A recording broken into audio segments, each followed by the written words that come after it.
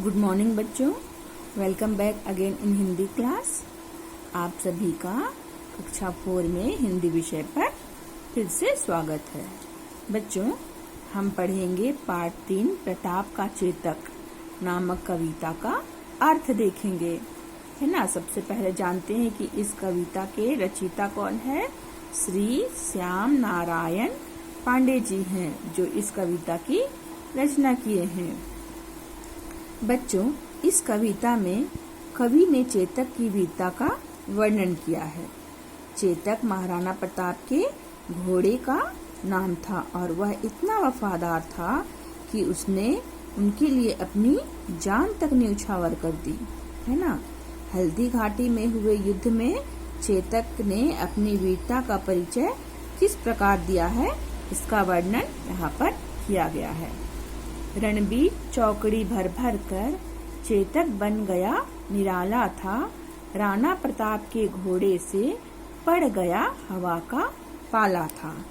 इस पंक्ति में चेतक की वीरता का वर्णन किया गया है और वर्णन करते हुए कवि कहते हैं कि चेतक युद्ध में चौकड़ी भर भर कर अर्थात छलांग लगाकर अपनी वीरता को दिखाता था और उसके चलने के तीव्र गति से ऐसा प्रतीत होता था, तीव्र गति मतलब बहुत तेज चलता था ना, जिससे प्रतीत होता था कि मानो वह हवा से बातें कर रहा हो।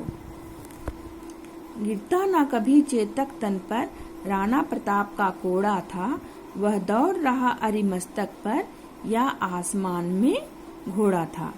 इस पंक्ति में कवि कहते हैं कि राणा प्रताप का कोड़ा, है ना, राणा प्रताप का कोड़ा चेतक के शरीर पर कभी नहीं गिरता था, अर्थात वह इतना समझदार था कि वह अपने स्वामी की आज्ञा का पालन बहुत अच्छी से भली भांति करता था, इसलिए उसका कोड़ा भी उस पर नहीं पड़ता था और वह शत्रुओं के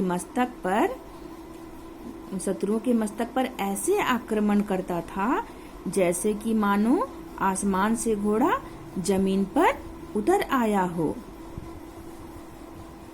जो तनिक हवा से बाग हिली लेकर सवार उड़ जाता था, राणा की पुतली फिरी नहीं तब तक चेतक मुड़ जाता था, है ना। अब इसका अर्थ देखते हैं।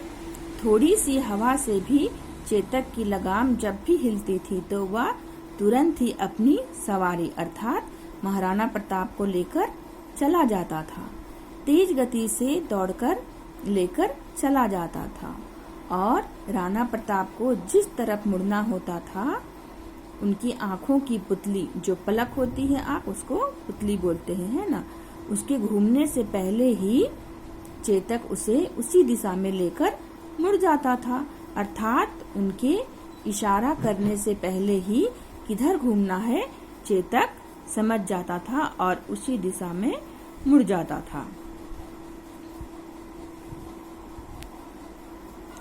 तो बच्चों, आज के लिए हम इतना ही।